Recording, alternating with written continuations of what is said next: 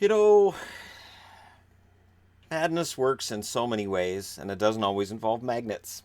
Sometimes it involves Shannon looking at a website and saying, that's interesting, I want to do a topic on that. And then deciding this morning, you know what? I'm going to make a playlist of it. After last night, I went on the board and I did this.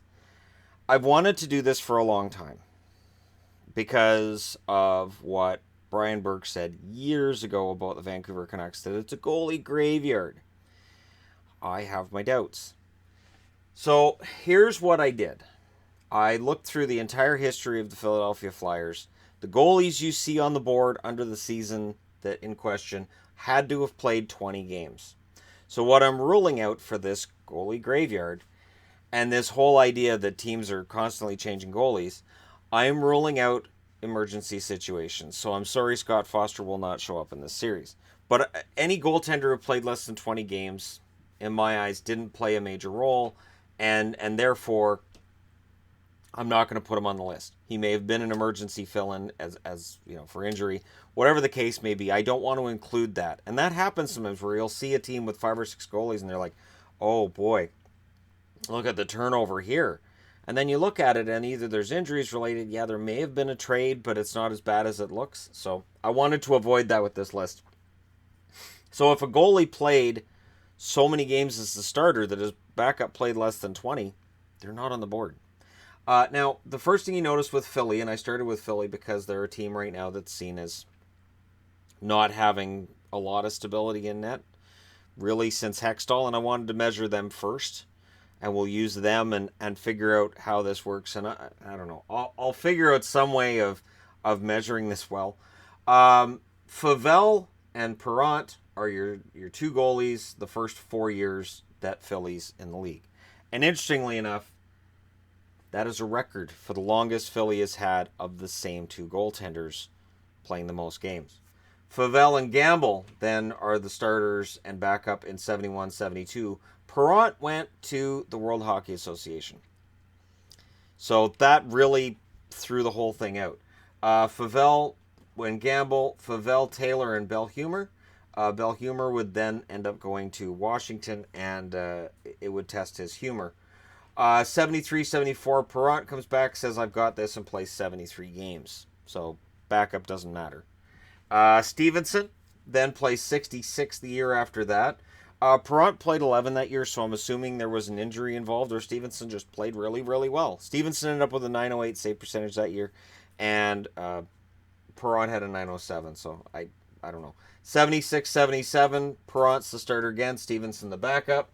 Perrant and Stevenson, 77-78 and 78-79. Bernie Perrant then leaves the game. 79-80, Pete Peters and Phil Muir end up being your starter and your backup. 80-81, it's Peters and St. Croix. 81-82, Peters and St. Croix again. 82-83, Lindbergh and Bob Froese. Froese and Lindbergh in 83-84. 84-85, Froese is here, but Lindbergh plays 65 games. Of course, Lindbergh passes away during the summer of 85. 85-86, it's Froese and Darren Jensen who end up being the goaltenders.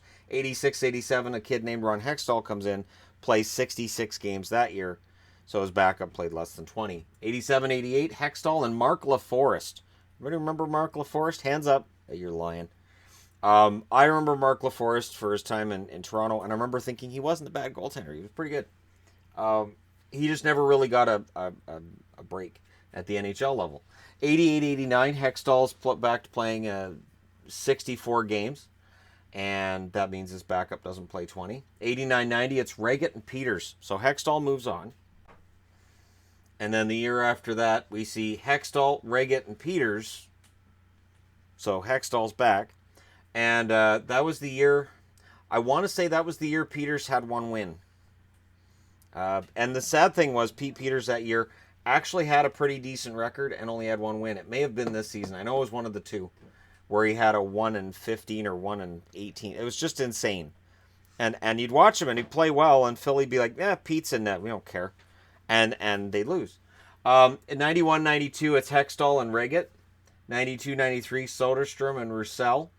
93-94, Roussel and Soderstrom. So they switched starter and backup duties. They basically split games that year. 94-95, it's Hextall and Roussel. So Ronnie Hextall comes back.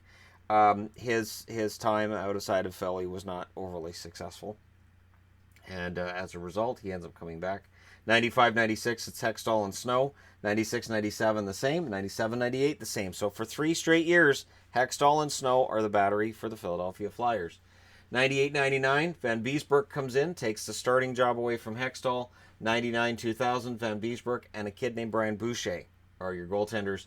2000-2001, so after Van Beesbroek leaves the game, Roman Cechmanek comes in. Remember Roman Cechmanek? I do.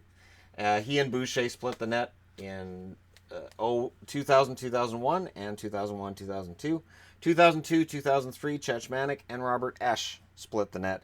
Esch is then the starter in 03-04 with Jeff Hackett as the backup. 05-06, it's Niittymaki and Esch. 06-07, Niittymaki plays 52 games, and nobody else plays 20. There's numerous goaltenders there, none of them play 20. And the thing is, if I'd made an exception for this season and put in everybody, I would have had to put in everybody for every season, and there's no way it would have fit on the board, and it would have just become a mess. And I want this to be simple.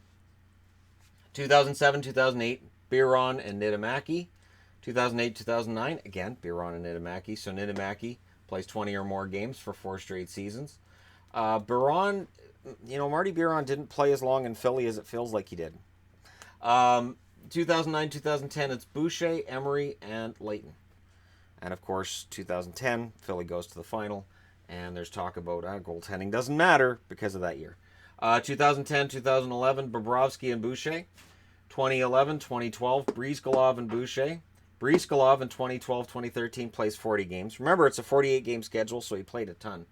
You know what's funny? Brizgalov, there's always this talk about he was a flop in Philly. He had his bad moments in Philly, certainly. But he wasn't the last or the first to kind of be pointed at and be said to be the evils of the world in Philly. So, anyways, 2013-14, Mason and Emery are your goaltenders. Same in 2014-15. And then it's Mason and Neuwirth in 15-16 and 16-17. So Steve Mason gets the lion's share of starts for 4 straight years in Philly. And then 2017-18, the year we just had, it's Elliott and Neuwirth. So Neuwirth for the last 3 years has been the backup. So the overall numbers, starters since 2000. So I'm going with starters since 2000 to measure the stability of starting jobs in the league, team by team. Philly has had 10. Which seems high, but I don't know because we haven't done it with every team. So I'm going to do this with teams that seem to frequently change goaltenders. I'm going to do those teams first, and then we'll get into teams that don't usually change goalies very often. Years of 20 games played or more. Favel had 6, Boucher had 6, Hextall had 10, and Perrant had 9. So Perrant and Hextall, surprising no one, are the goalies who've had the most 20 or more game seasons. Tandems of note, as I said before, Perrant and Favel had 3 years. Perrant and Stevenson had 3. Hextall and Snow had 3. They haven't had another tandem that's had 3 or more years. And that's the measure that I'm going to use, is 3 or more years of a tandem playing together. They've had 30 goaltenders who've played 20 or more games in a season since 1967-68 when they joined the league. And that will be as far back as I go, is 67-68. I'm not doing Montreal for 100 years. I love you guys. I really do. I'm not doing 100 years. It's not happening. But somebody's going to be like, he's going to do 100 years. No. No.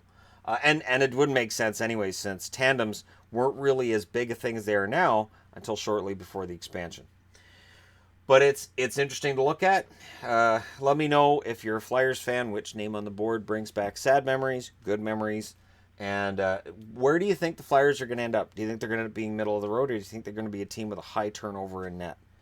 Because again, this is that whole goalie graveyard conversation again. There are certain teams that seem to go through a lot of goaltenders, but I want to know the real numbers. I want to know the real data. So I may bounce around. You guys can let me know in the comment section below which team you think burns through goaltenders the most. If you're going to say Vancouver, I am well aware Vancouver has an issue with burning through goaltenders, but it hasn't been as bad over the last decade as it was before that.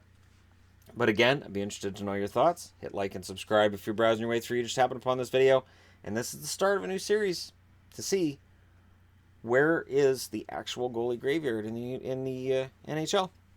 Thanks for watching. I'll talk to you again soon.